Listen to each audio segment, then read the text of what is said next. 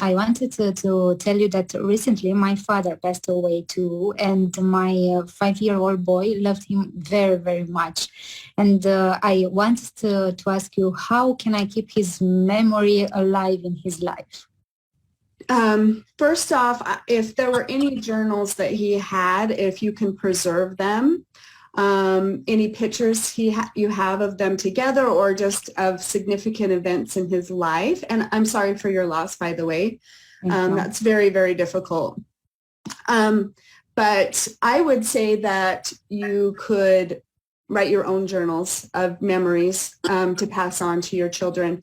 And my mom died of cancer, and so we knew she was going to pass. She was sick for a couple years. And so I did some recordings of her and interviewed her so that she could give messages to her grandkids. Obviously, that's not an option for you unless you did that. But journals are just huge. They invite us to be part of something that's so much bigger than we are. When kids realize that they are part of something that is so grand, it is not only your siblings and your parents, but is your parents' parents, and it goes all the way to the beginning of, where we all came from.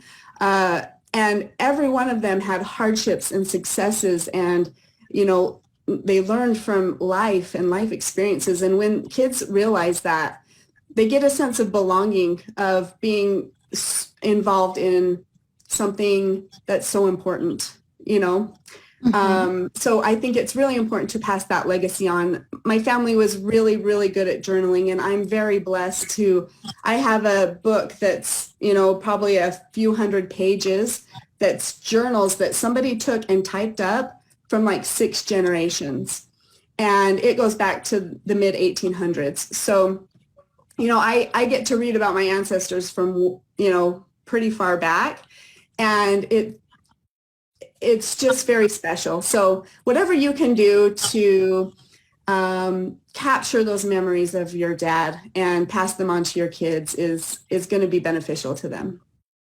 I think it's really important to talk about this topic because, we never just sit and think, someday my father will pass away or my mother will be gone, and we are not prepared to record them, to have a journal, and sometimes life takes us by surprise, and then it's like, okay, I want to keep his memory alive, but how can I do that? Mm-hmm. So the fact that we are talking today about this and people are listening, I think it's really important because I don't have the chance to do that anymore. You can't do that anymore, but someone there who has really have his father or his mother alive can do that.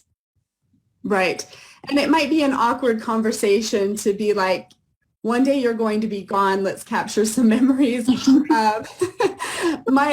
But you want to do it before it's too late, obviously. My mom's mom is actually still alive, but she's not as mentally able to have these conversations anymore. So, that's, we don't like to think about death. We don't like to realize that is going to happen someday.